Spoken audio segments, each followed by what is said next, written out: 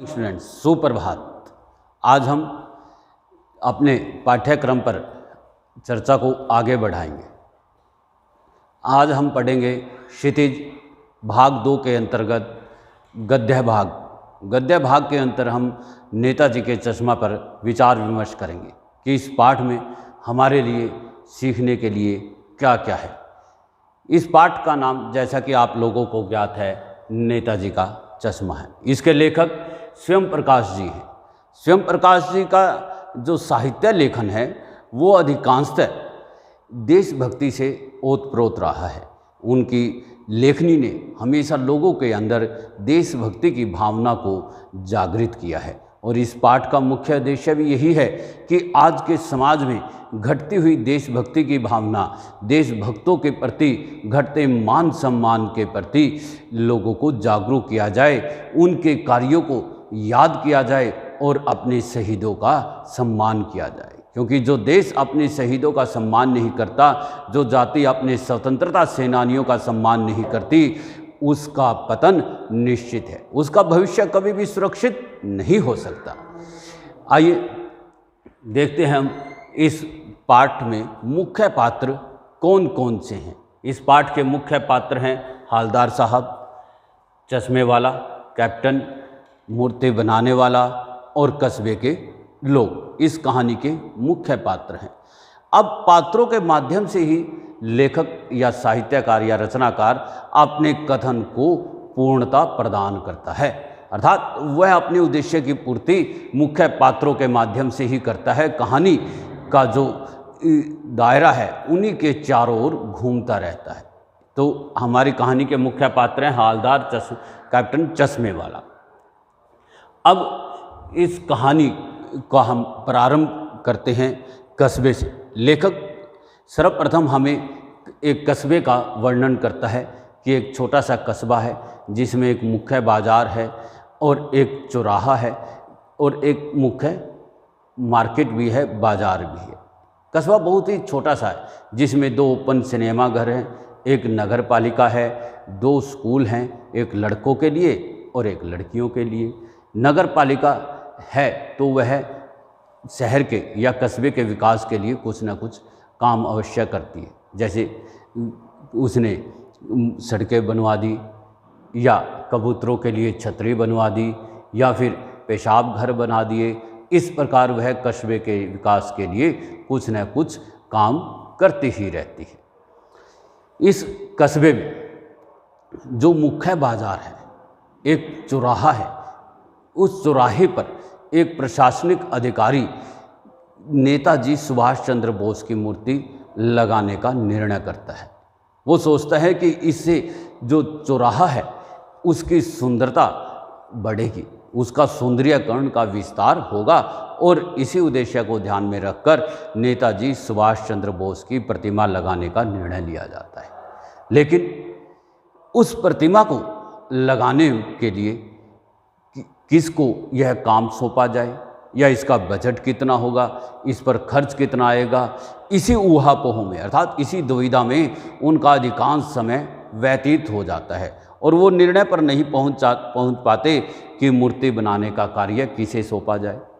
और अंत में जब उनकी शासनावधि समाप्त होने को होती है तो वो जल्दबाजी में निर्णय लेते हैं कि एक स्थानीय कलाकारों को ही यह मूर्ति बनाने का कार्य सौंप दिया जाए और एक उस कस्बे के स्कूल के ड्राइंग मास्टर को मूर्ति बनाने का यह कार्य सौंप दिया जाता है और वह मूर्तिकार 1 महीने में मूर्ति बनाकर दे देने का वायदा करता है और अपने वायदे पर खरा उतरते ही वह 1 महीने में वह मूर्ति बनाकर प्रशासनिक अधिकारियों के सामने रख देता है। जब वह मूर्ति चौराहे पर लगती है तो वह मूर्ति बड़ी ही सुंदर दिखाई देती है, कमसीन, अर्थात उसमें नेताजी सुभाष चंद्र बोस बहुत ही हसीन अर्थात बहुत ही सुंदर लगते हैं, कमसीन लगते हैं, कम आयु के लगते हैं।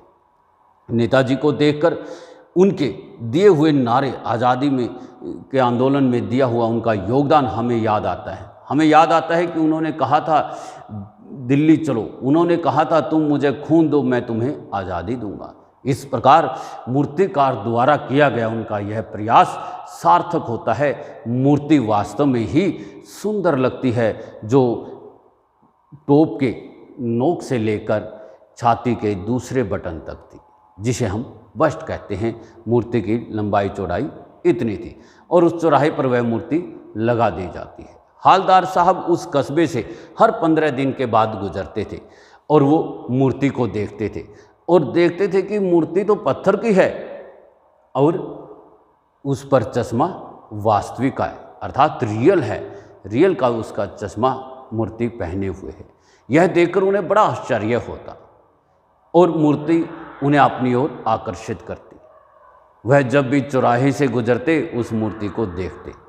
वो उस मूर्ति को देखे बिना रह ही नहीं पाते थे।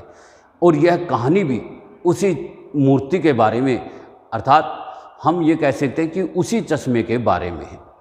हालदार साहब हर बार उस चौराहे से गुजरते और बदलते हुए चश्मे को देखकर उन्हें बड़ा आश्चर्य होता, बड़ा कौतूहल होता। उनके मुख पर उस धूल भरे रास्ते में केवल एक ही वही क्षण होता था जब उनके चेहरे पर एक रहस्य भरी, कौतूहल भरी मुस्कान फैल जाती थी और वो उस चश्मे के बारे में सोचते रहते कि कौन यह चश्मा बदलता है। वह चौराहे के मुख्य कस्बे के मुख्य चौराहे पर रुकते, पान खाते और उस मूर्ति पर लगे चश्मे के बारे में सोचते रहते। जब उनका यह कौतूहल दुर्दमनीय हो उठा, अर्थात उनसे सहन न हुआ, तो उन्होंने निर्णय लिया पान वाले से इस बात के बारे में जानने का, चर्चा करने का। एक दिन वो कस्बे के मुख्य चौराहे पर रुकते हैं और पान वाले से मूर्ति के चश्मे के बारे में पूछते हैं कि ये मूर्ति का चश्मा कौन लगाता है, कौन बदलता है। तो पान वाला जो उसके मुंह में पान था उसको नीचे थूकते हुए बोलता है कि साहब कैप्टन लगा देता है। तो वो कैप्टन के बारे में और ज़्यादा जानकारी हासिल करना चाहते हैं। वो सोचते हैं कि कैप्टन ऐसा क्यों करता है। तो वो सोचते हैं कि शायद कैप्टन नेताजी का कोई साथी होगा, आज़ाद हिंद फौज का सिपाही होगा या सेना का कोई भूतपूर्व अफसर होगा। लेकिन पान वाला कहता है कि साहब वह तो पागल है, पागल। वह तो एक लंगड़ा व्यक्ति है, वह कैसे फौज में जा सकता है। पान वाले की यह टिप्पणी उस कैप्टन के प्रति की गई थी, जो प्रतिदिन या अपनी तरफ से चश्मा नेताजी की मूर्ति पर लगाकर उस मूर्ति के अधूरेपन को पूरा करता है। यह कार्य उसकी देशभक्ति की भावना को हमारे सामने प्रस्तुत करता है कि वह अपने देशभक्तों के प्रति कितनी अपार श्रद्धा रखता है। अपने देश के शहीदों का, अपने देश के स्वतंत्रता सेनानियों के प्रति उसके मन में कितनी श्रद्धा भावना है। लेकिन पान वाला उसकी इस भावना का अनादर करता है और पान वाले की यह टिप्पणी हालदार साहब को भी अखरती है कि जो व्यक्ति अपनी तरफ से देश के निर्माण में कोई योगदान नहीं दे सकता, वह दूसरों के दिए हुए योगदान को कैसे गलत ठहरा सकता है, कैसे उस पर गलत टिप्पणी कर सकता है। इसलिए हालदार साहब कहते हैं कि उस देश का, उस जाति का, उस कौम का क्या होगा जो अपने देश पर अपनी घर, जवानी, जिंदगी, परिवार सब कुछ न्योछावर कर देने वालों पर हंसती है। ऐसी देश, ऐसी जाति या ऐसा कौम कभी भी तरक्की नहीं कर सकता, उनका पतन निश्चित है। जो व्यक्ति, जो जाति अपने देश के शहीदों का, अपने देश के स्वतंत्रता सेनानियों का सम्मान नहीं करती, वह जाति कभी भी निरंतर प्रगति नहीं कर सकती। वह अवनति की ओर अवश्य जाएगी, उसका पतन निश्चित ही है। पान वाला एक कैसा व्यक्ति है? इसमें पान वाला एक मोटा, खुश मिजाज व्यक्ति दिखाया गया है, जो हर एक बात को रसीले अंदाज में प्रस्तुत करता है, जो अपनी पान बेचने के लिए हर एक बात को मसाले के रूप में प्रयोग करता है। वह अत्यधिक पान खाता है, जिसके कारण उसके जो दांत हैं वो काले पीले हो गए हैं। वह इतना अत्यधिक मोटा है कि जब वह हंसता है तो उसकी तोंद भी हिलती है। इस प्रकार पान वाला नेताजी की मूर्ति पर जो व्यक्ति चश्मा लगाता है उसका मजाक उड़ाता है। और उसके बाद हालदार साहब कुछ दिनों के बाद जब वापस उस कस्बे से गुजरते हैं तो वो देखते हैं कि मूर्ति पर कोई चश्मा नहीं है। वापस 15 दिन के बाद जब आते हैं फिर भी उन्हें चश्मा नहीं मिलता, तो वो पान वाले के पास रुककर पान खाकर पूछते हैं कि क्यों भाई, तुम्हारे नेताजी का मूर्ति का चश्मा कहाँ गया? तो पान वाला उदास हो जाता है, उसकी आंखों से आंसू झलक उठते हैं और वह रोते हुए कहता है कि साहब, कैप्टन मर गया। इससे हमें पता चलता है कि उस पान वाले के हृदय में भी कैप्टन के प्रति सम्मान की भावना थी। वह भी उसकी देशभक्ति की भावना का आदर करता था, सम्मान करता था। इससे हमें पान वाले के एक दूसरे पहलू का पता चलता है, उसका एक दूसरा ही रूप हमारे सामने उभर कर आता है, जो कि भावुक है और संवेदनशील है। इससे फिर हालदार साहब सोचते हैं कि कैप्टन नहीं रहा तो इस मूर्ति पर चश्मा कौन लगाएगा, कौन इसके अधूरेपन को पूरा करेगा। हालदार साहब अगली बार उस मूर्ति की तरफ देखना नहीं चाहते, इसलिए वो ड्राइवर को बोल देते हैं कि इस बार कस्बे में नहीं रुकना, न ही हमने पान खाना है, काम भी बहुत ज़्यादा है, तुम सीधे निकल जाना। और जैसे ही वो उस कस्बे से गुजरते हैं तो अनायास ही आदत स्वरूप उनकी आंखें स्वतः ही मूर्ति की तरफ चली जाती हैं और वो मूर्ति पर देखते हैं एक सरकंडे से बना हुआ चश्मा, ऐसा चश्मा जो लगता है कि बच्चों के द्वारा बनाया गया है। वो जोर से गाड़ी रोकने का आदेश देते हैं, एकदम से जोर से ड्राइवर गाड़ी की ब्रेक लगाता है, इतनी जोर की आवाज़ निकलती है कि सारा कस्बे का ध्यान जीप की तरफ चला जाता है। जीप रुकने से पहले ही हालदार साहब जीप से उतरकर सीधे मूर्ति की तरफ तेज कदमों से चलते हैं और मूर्ति के सामने अटेंशन, सावधान की मुद्रा में खड़े हो जाते हैं और उनकी आंखों से आंसू झलकने लगते हैं।